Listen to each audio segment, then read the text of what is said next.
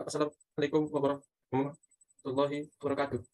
Perkenalkan, nama saya Niko Rianda dengan BP 1810853010 akan mempresentasikan penelitian saya yang berjudul Diplomasi Budaya Indonesia terhadap Propaganda MSG atau Melanesian Spread Group dalam isu separatisme Papua 2015 sampai 2022. Masuk ke bab 1, pendahuluan latar belakang. Isu separatisme Papua menjadi perhatian bagi negara MSG yang menyebabkan adanya dukungan dan pengawasan terhadap Papua. Propaganda yang dilakukan oleh MSG didasari atas pelanggaran HAM yang terjadi di Papua, Vanuatu, Kepulauan Solomon, dan New Caledonia menggugat Indonesia dalam sidang PBB.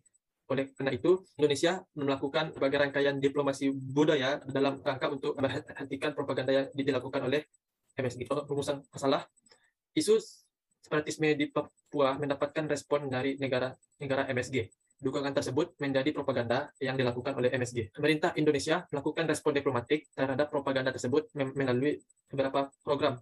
Program tersebut sebagai alat diplomasi Indonesia untuk menanggulangi propaganda MSG ke separatisme Papua. Pertanyaan penelitian, bagaimana diplomasi budaya Indonesia dalam menanggulangi propaganda MSG terhadap separatisme di Papua? Masuk ke tujuan penelitian. Yang pertama adalah untuk mengetahui bagaimana respon diplomatik Indonesia terhadap negara-negara MSG dalam menanggulangi propaganda mereka terhadap gerakan separatis di Papua. B. Menghasilkan analisis yang bermanfaat mengenai diplomasi Indonesia terhadap MSG terkait adanya gerakan separatis di Papua. B. Manfaat penelitian. Yang A. Secara teoritis, penelitian ini dapat membantu penulis dan pembaca dalam memahami bagaimana diplomasi budaya Indonesia terhadap propaganda MSG terkait isu separatisme Papua. Secara praktis, penelitian ini diharapkan menjadi sebuah pengetahuan dan dapat membantu pembaca memahami isu yang penulis angkat dalam tulisan ini. Tinjauan pustaka, yang pertama tulisan dari Stephanie Lawson, yang kedua adalah Diah Nur Syahputra dan kawan-kawan, yang ketiga adalah Baik Wardani dan Vicencio Dugis, yang keempat adalah Om Megapati SR dan kawan-kawan, yang kelima adalah Bimbi Arianda dan kawan-kawan. Kerangka pemikiran atau kerangka konseptual, yang dimana penulis menggunakan konsep dari seorang Eric Pajtinka dalam tulisannya berjudul Cultural Diplomacy and Theory and Practice of Contemporary International Relations, yang dimana Pajtinka dalam tulisannya mengatakan ada beberapa bagian paling penting dari kegiatan diplomasi kebudayaan. Yang pertama adalah assisting cultural subject in the dissemination of national culture and culture identity. Yang kedua adalah promoting dissemination of the national language of the sending state in the receiving state. Yang ketiga adalah promoting and explaining cultural values of the sending state in the receiving state. Yang keempat adalah promotion of cooperation among cultural subject from the sending and receiving state. Yang kelima adalah supporting and keeping up of contact with expatriate communities in the receiving state. Metode penelitian, pendekatan penelitian yang penulis pakai adalah bersifat kualitatif. Jenis penelitiannya adalah deskriptif analisis, batasannya 2015 sampai 2022. Kemudian unit analisisnya adalah variabel dependennya adalah diplomasi budaya Indonesia melalui program-program pemerintah, dan variabel independennya adalah propaganda negara anggota MSG terkait separatisme di Papua. Tingkat analisisnya berada pada level negara. Teknik pengumpulan datanya adalah studi kepustakaan. Teknik analisis datanya adalah reduksi data dan penyajian data.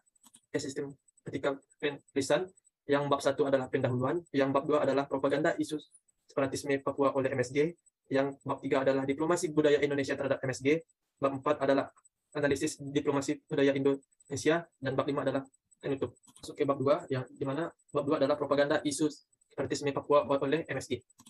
Separatisme di Papua merupakan isu yang menjadi perhatian Indonesia maupun dunia internasional. Mereka menghendaki adanya pemisahan wilayah dari Indonesia atau kemerdekaan atas wilayah mereka sendiri. Sejarahnya, PM atau Organisasi Papua Merdeka itu dibentuk pada tahun 1965 di daerah tinggi tengah Ayah Muru. Adanya PM ini dikarenakan pemerintah Belanda dahulunya membangun politik di Irian Barat sebagai parlemen yang disebut dengan Dewan Nogini. Dengan adanya PM tersebut, Presiden Soekarno melarang kebebasan berbicara, berkumpul di tempat umum, dan mengekspresikan pendapat maupun gerakan. Hal ini yang menjadikan terbentuknya situasi buruk yang membangkitkan adanya sikap pemberontakan di Papua.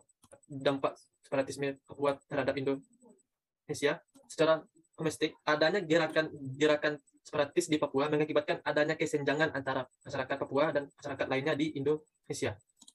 Dilihat dari respon dunia, dari adanya dukungan-dukungan negara luar, terutama negara-negara kawasan Pasifik Selatan. Lanjut, apa itu MSG?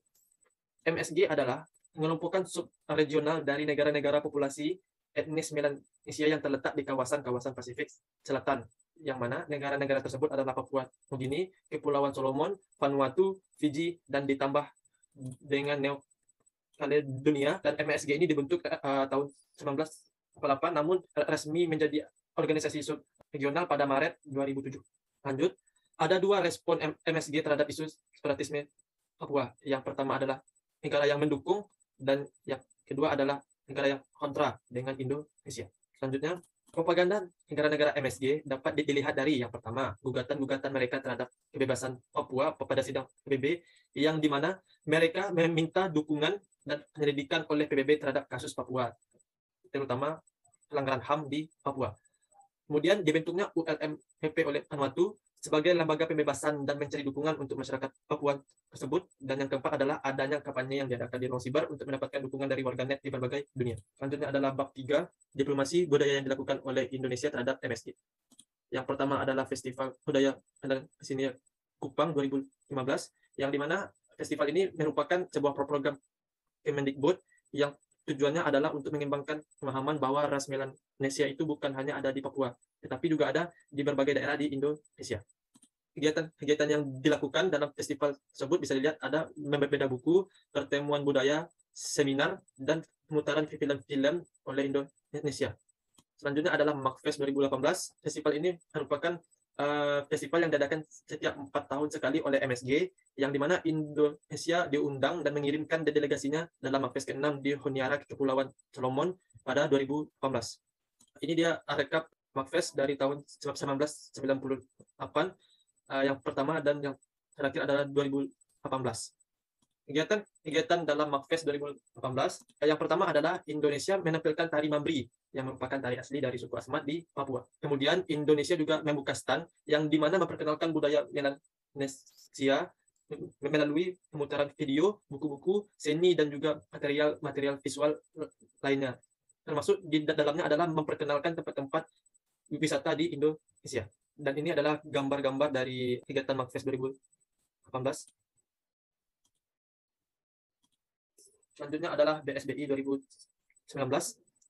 BSBI merupakan program dari Kementerian Luar Negeri untuk memperkenalkan budaya dan seni Indonesia kepada masyarakat luas di dunia. Kegiatan BSBI 2019 adalah, dalam program BSBI ini, selama 3 bulan, peserta akan tinggal di tengah masyarakat Indonesia yang sudah ditetapkan lokasinya. Kemudian para peserta tersebut akan belajar adat istiadat, kearifan lokal, seni budaya, bahasa Indonesia, dan akan ikut serta dalam acara-acara adat dan juga festival budaya yang diselenggarakan oleh pemerintah daerah setempat. Ini adalah foto bersama para pejabat bersama Menteri RI pada penutupan BSBI 2019. Selanjutnya masuk ke bab 4, analisis diplomasi budaya Indonesia terhadap propaganda MSG.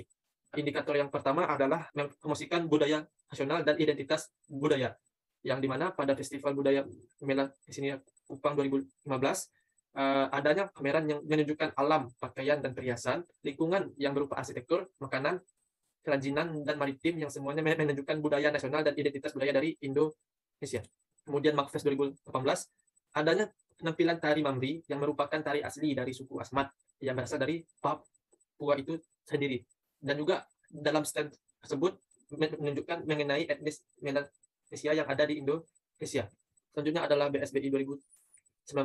Dengan berbaurnya para peserta dengan masyarakat di Indonesia, pesan dari national culture atau kultur identiti tersebut akan tersampaikan dengan cara para peserta melihat langsung hal tersebut dengan bergabung dan melakukan kegiatan budaya yang ada di masyarakat. Yang kedua adalah mempromosikan bahasa Indonesia.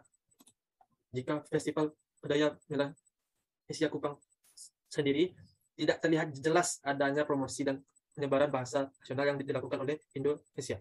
Begitu pula dengan MAKFest, tidak dikatakan atau disampaikan bahwa Indonesia melakukan promosi dan penyebaran bahasa Indonesia itu sendiri. Tapi pada BSBI, para peserta program BSBI akan belajar bahasa yang didapat dari pelatihan yang diberikan BSBI sendiri, dan juga adanya pembauran dan berhubungan dengan masyarakat.